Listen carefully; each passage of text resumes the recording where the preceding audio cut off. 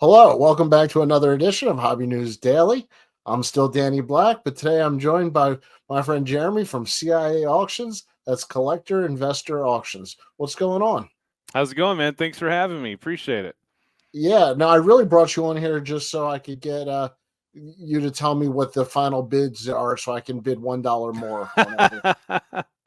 Um, Well, just look at average VCP and go, 30% over that, and you should be fine. right, exactly. It's a perfect system. Yeah, I try to Uh, give advice when I can. Well, first of all, I wanted to congratulate you. I know Thank you. you guys have launched recently, and Mhm. you have a fantastic site, easy to navigate, easy to browse.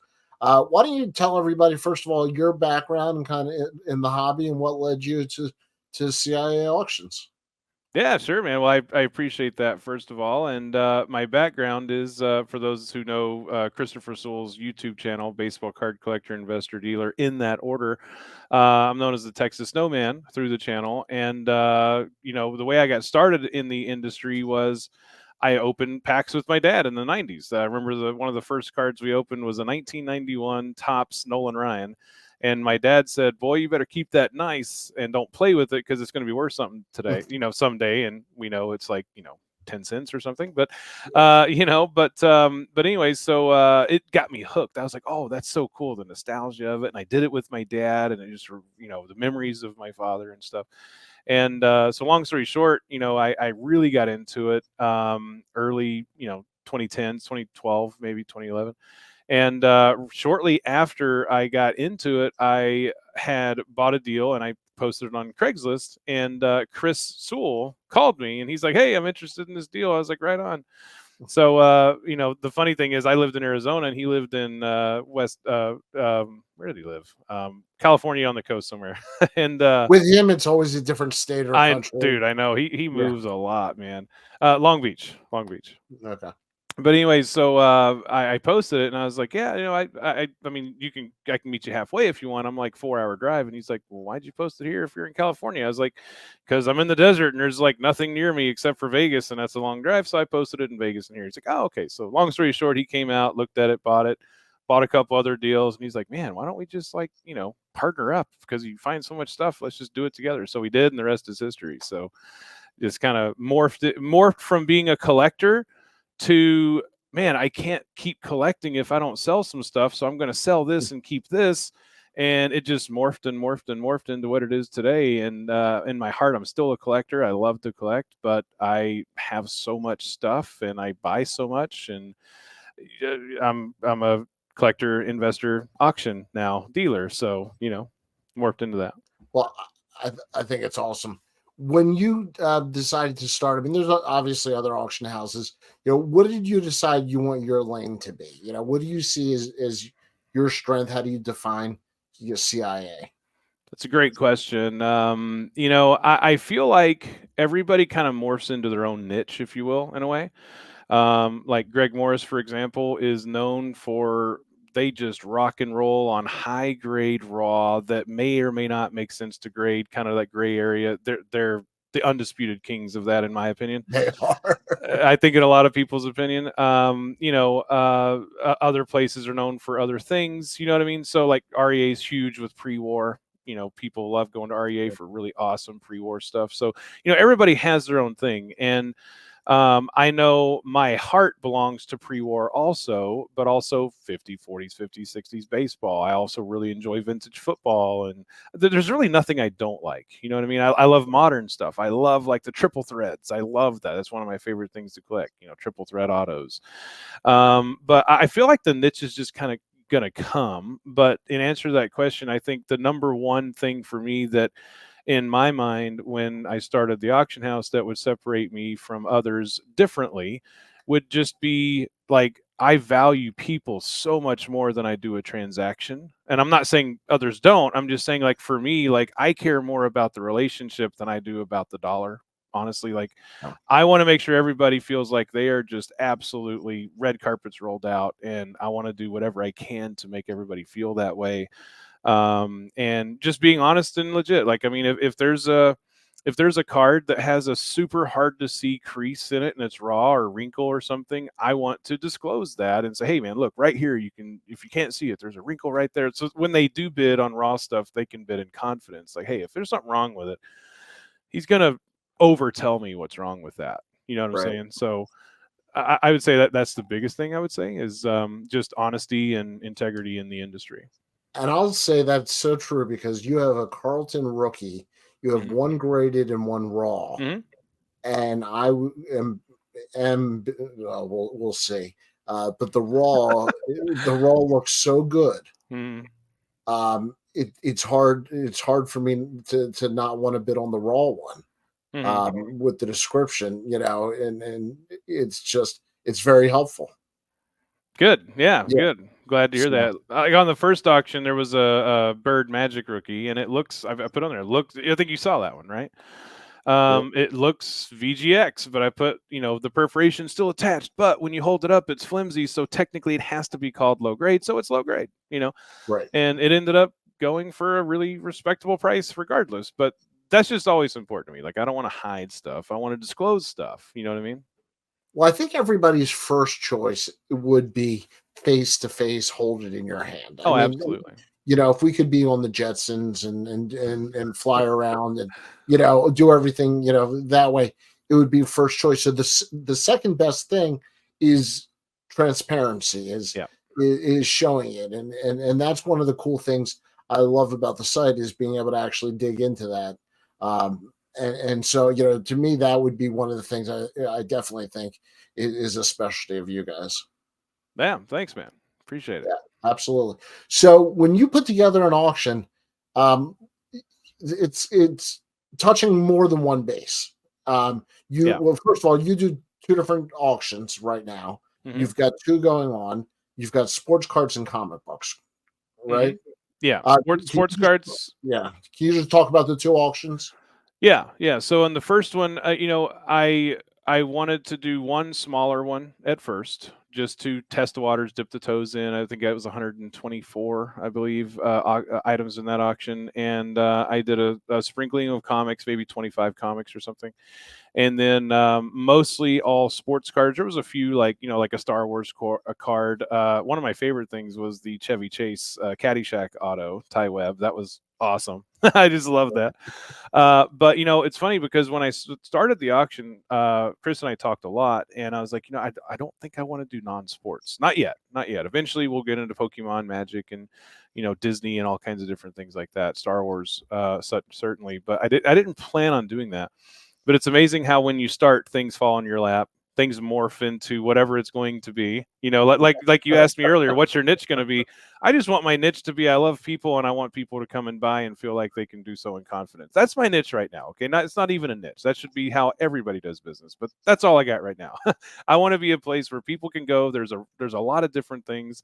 It's not, there's higher end stuff, there's lower end stuff, and as we grow, the number will grow too. As far as, hey, let's go ahead and put a $10,000 card in there this time. We capped it at 27 last time, and this time about the same, and next one maybe we'll do 5 grand, maybe 10, 20, 30, 40, 50, like that. But in after the first auction, I ran into a couple of really awesome collectors and dealers, and they're like, man, we have a literal horde of non-sports, and most of it's pre-war. I'd love to unload some of this stuff. And I was like, well, let's do it. So I did a test drive in this one. So I have the sports cards auction, and then I have the non-sports and comics auction. So as you saw in there, there's some That's how it vintage developed. Disney, and what's that? I said that's how it developed. Interesting. That's how it developed. Yeah, I had no intention of doing a ton of non-sports in the beginning. Later, yes, but now it's like, okay, well, let's do that. And now I'm being approached by people that have a bunch of graded Pokemon and Magic and different things like that, and I'm like, why? I don't want to turn away anybody if they want to come and bid here. Let's make sure we have what the masses want. So yeah, I'll take that too. Graded Pokemon and Magic. So that's something that'll be coming soon. Yeah. I mean, I would assume that the golden rule in your business has to be never turn down bidders, never turn down quality items. Yeah. Absolutely. Absolutely. I don't think there's much. I'm not giving away any trade secrets there. Right. Uh, So if somebody wants to be a bidder, what's the process? How do they actually become a bidder? To become a bidder is very, very simple. It's free, totally free, of course. And you literally go to www.collectorinvestorauctions.com. On the homepage, you'll see a button there that says register to bid. You push that button, it takes you to register, you enter it. Right now, I have it set to where I manually go and approve everyone. I give everybody a max bidding limit per strength of references that they provide. They simply give 2 reference points. And if they don't have a reference, that's okay. I mean, it's just like, can I approve you for 50 grand or 20 or 10? Like right now, I'm not even approving people for 50 because I'm not doing the big items yet by design. I want to, just kind of naturally grow into that. Right. But yeah, so you just go literally push register to bid and register. Where do you see the kind of the growth for the year? How many auctions do you have it like a schedule that you hope to hit of Mhm. auctions, or is it going to be totally determined by inventory and what you have, Mhm. or do you have enough inventory that you can lay out a schedule and say once a month or whatever it is, or once a quarter, or how are you laying out the rest of the year? Right. It really isn't too dependent on inventory. I get a lot of inventory in myself, let alone from other people that I've done a lot of business with over the years, and just viewers of the channel, and just people that I've bought from previously that are collectors, and now they see the auction house like, oh, dude, that'd be cool. So I literally have a lot of stuff to list. So I don't think it'd be so much that. What the rule of thumb that I did is when I first opened it last month in June, I said, okay, I want to do 1 auction a month, 10-day auction, or 10 or 11, however you want to look at it, Thursday through the next Sunday. And I want to do one, and then I'll do that until I have enough inventory to where I'd say maybe 6 months worth of auctions. Okay, I'm pretty stacked up here. I don't even have time to list my own stuff because I don't want the consigners to wait. So I'm listing their stuff first and then mine last. I haven't touched my stuff in a month or two. That's when I'm going to go to more. You know what I mean? So I guess it is partially dependent on inventory, but that's what I want to do. I was wanting to do one a month starting on the second Thursday of the month. That lasted 1 auction because the Nationals coming up. Right. So, starting on the second Thursday of July, well, people would wait over a week to get their stuff shipped out. Nobody would want that. So we bumped it up to July 4th, the first Thursday instead. So, but in general, I'm wanting to do the second Thursday of each month. And already it's looking like as soon as September or October, potentially, I'm going to start going to 2 a month. So I'll do second Wow. and fourth Thursday. I'll do one second Thursday and it ends that Sunday, and there's like a 4-day lull, and then the next one starts and goes to that one. So there'll be like a 4-day lull in between each one. But it's already gone from 1 auction with sports cards, non-sports, and comics to okay, let's have a separate non-sports and comics because there's not enough room in this one. To I'm probably going to double that now and have a total of 4 a month. So it's really been growing rapidly. I'm so just pleased with it and so honored that so many people have entrusted me to just do a good job with this auction and want to bid here. So I'm just really, really humbled by that and so happy that it's going so well so quickly. Your enthusiasm is so refreshing in this hobby. I got to Thanks, man. tell you, it Appreciate really, it. it's really, it's contagious. Thanks. My Orioles are getting killed 3-0 right now, and I don't care. I'm literally like clicking on tabs here to check on my bids because you got me excited. Um, Nice. so talk about, I mean, the items themselves. When you have Mhm. to curate for the auction. Mhm. Um, do you ever have an item and you're like, man, I hope somebody really this goes to a good home. Do you have that connection? Because I know you're a collector and I know that Mhm. you like this stuff. I can't help it. Even when I used to broker deals, there were certain cards that I'm like, Right. this is worthy of a good home. Like, Right. I hope this goes to a good home. It doesn't go to some, yokel and. Right. Do you find certain pieces just are still cool for you even though you're auctioning them off? Oh, 100%, man, 100%. I'll give you a story of how much so I feel that way sometimes with certain select items. Like, I mean, I felt that way with the Chevy Chase. I was like, my wife asked me, she's like, "Is there anything that you're auctioning in this first one that you really are sad to see go?" I was like, ironically, yeah, it's the Caddyshack auto. That thing's awesome. I love it, you know. And so yeah, absolutely. But it's funny because I'm a huge T206 collector. I love T206s. I mean, there's like Okay. 48 back combinations. There's so much to know about it. You know, so much to know about it. It's incredible. 520 card set with the big four, so 524. Anyway, so I had a card that was near and dear to my heart, but I don't know how to explain it. I just felt like it was time to let it go. And it was a T206 Cy Young portrait, dead centered, gorgeous, Oh, just dead centered PSA 6 Cy Young portrait. It was awesome. And the gentleman that bought it, I was like, okay, so let's do this deal. I'll agree to the price. I have visitation rights. Whenever you meet me at the National again, you gotta bring Cy to see me. I gotta say hi to Cy at the National. He's like, okay, I done. want So pictures on his birthday. I know. You know, if he's got a dance recital, I want a Yeah. video. You know, Yeah. So we negotiated visitation rights at the National. I get to see him again. that's great. Yeah. I love that. That's. I wish, in hindsight, I wish I would have done that with stuff I've sold. Right. Right. So that's fantastic. Um, how much do you do not on the auction still, as far as selling? You know, and do you have any other outlets that you move, or have you focused now everything in the inventory towards the auctions?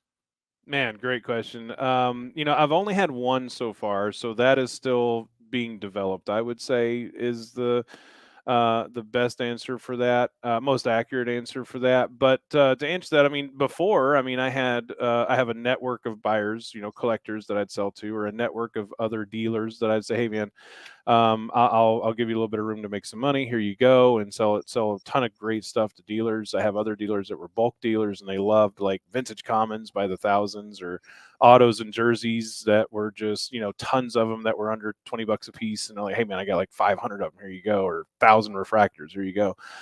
But now, largely, I mean, a big part of the reason I started CIA was to have my own outlet for it, because I was just selling so much stuff. I'm like, why don't I just create an outlet, Yeah. So that's really where it derived from in a big way. But now I would say, I guess the best way to answer that, I think I'll just see as I go, you know what I mean? But if I have, like, dude, if I did 3 auctions a month, I'm gonna have stuff sitting here for 4 months. I'll probably unload some of my stuff to some of my contacts that I have. And then that way I don't have dead inventory just sitting. That's good Sure. inventory. Yeah, but for the most part, yeah, CIA is. I want CIA to be an outlet for like Huggins and Scott type of lots. Like, hey, here's 3,000 vintage from 60 to 69. Port of near mint, or I'd probably break it down more than that. Probably low grade to VG, and then VGX to X mint or something. But I kind of want to touch on everything. I want to do the lots like that. I want to do the single graded, of course. I want to do graded lots. I want to do player lots, even if somebody has like, hey man, I've got like 5,000 Mark McGuire's. They're all sorted for you. Here you go. I would totally list that. So yeah, whatever people would want to buy. I'm just imagining what I would do with 5,000 Mark McGuire.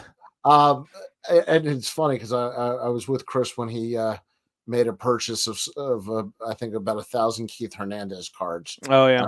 And I still give him a little ribbing to this day. How many Seinfeld episodes can you watch of Keith Yeah. Hernandez? That's right.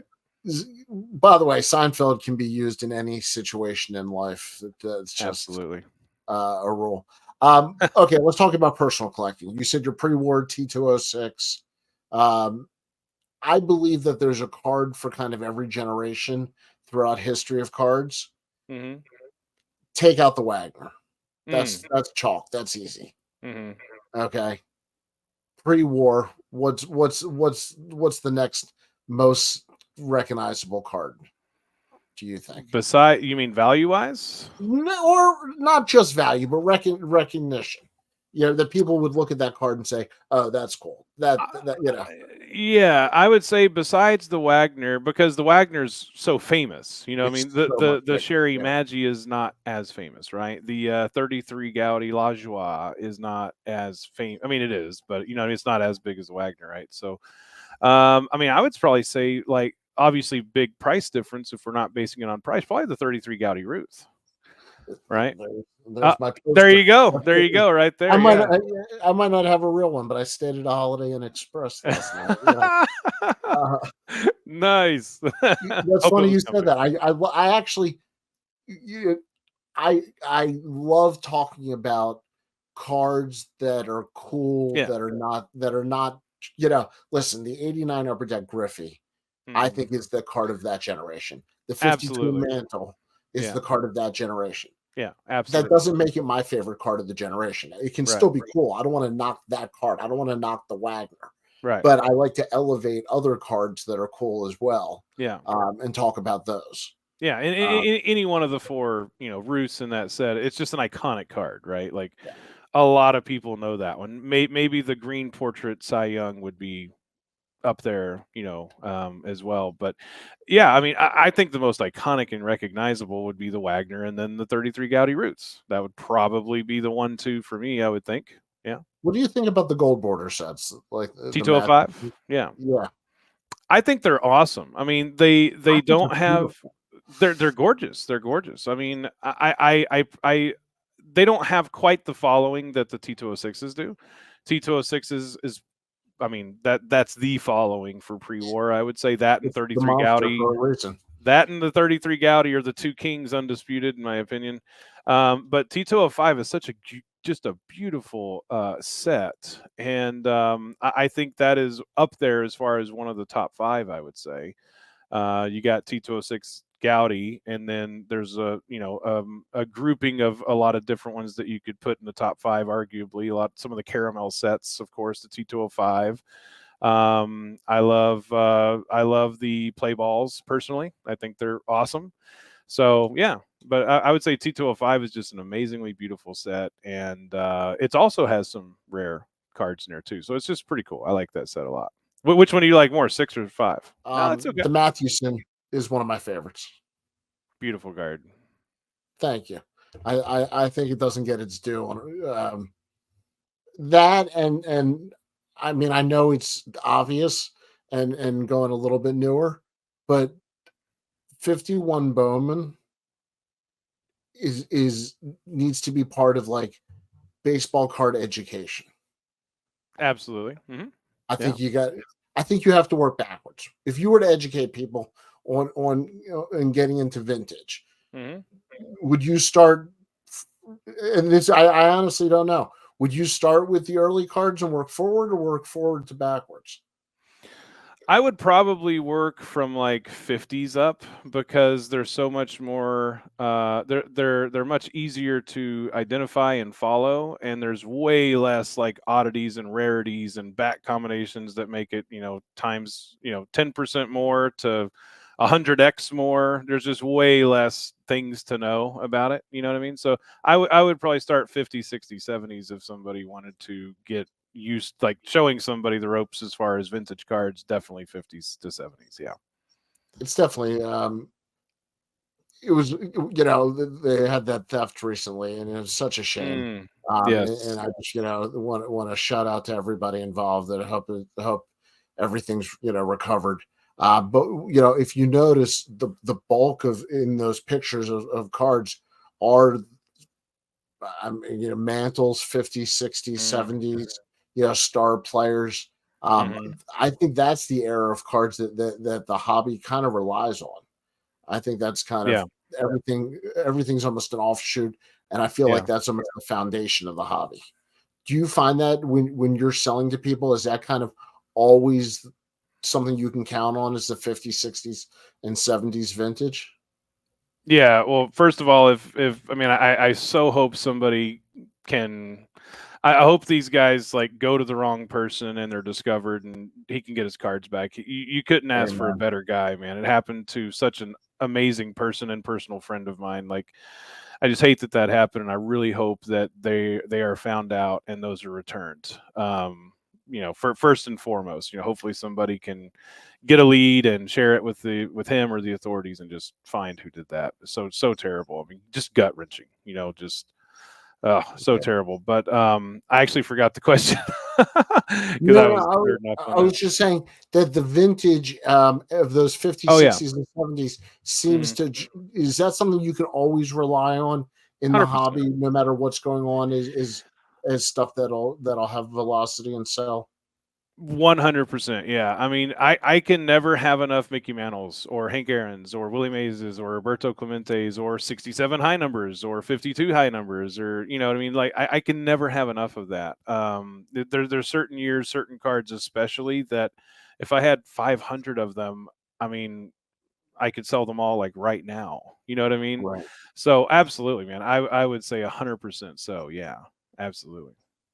As you start to analyze the auction data, it's like, to me, I'm a dork about stuff like that. Mhm. I would be so into what cards are getting the most bids, where, what people are interested in, where things Mhm. are going compared to comps, are Mhm. you just, like data, like waiting and overload to get all this feedback to figure out, get the next play? Dude, that you and I are kindred spirits, I think, in that way, because I am a total numbers guy. 100%. Chris is a total numbers guy. We're all numbers Yeah. guys here. So yes, in answer to that question, I mean, I buy and sell so much of it. I already have a really close estimate to what it should have went for. So I already know a lot of that stuff, and I'm looking through, and Chris is texting me during the end of the auction, like, man, look, some of this stuff is going for over retail. Wow, oh my gosh, I can't believe it, because it was the first auction. I mean, the first one ever, and so I was just like, wow, that's amazing. And then so I guess to answer the question, some of this, so most of it went in retail range for sure. Most of it was in respectable retail. Some of the stuff went a little over retail, and then some of the stuff sold a little low, but nothing was like, oh my gosh, I can't believe that $500 card sold for $300. Like that didn't Right. have. There was nothing grossly low. There was nothing grossly high either. It was respectable. It was respectable. So yeah, no, but I haven't done like a deep analysis on it simply because I just haven't had time. To be honest, I've Well, been and so also busy. I I know, just I haven't know had that you're time. really in the middle of your second and third auctions. Yeah. So the data's not complete, by any means. Mhm. But to me, that would just be so exciting to see where the bids are, and Mhm. I love that you offer proxy bidding. Real quick before I let you go, explain proxy bidding to those who may not be familiar, because it's a great helper, especially for people who might be going after the 57 Pirates team card. Just hypothetically. Is that one you're going after? I'm working on the 57 team set, so Ah. the 57 set and the team cards are one of my soft spots right now. Ah, I see. Okay. Okay. So I need to look for team cards. Got it. Okay. I'm gonna be Right, looking right. at At that. very low prices, very high grades. The normal request. Nines for $10. Got it. Okay. Okay, Got so it. just explain what proxy bidding is, real quick. Yeah, so I mean, if you put your max bid in of $100, and it's currently well, let's just say your max bid is $50, right?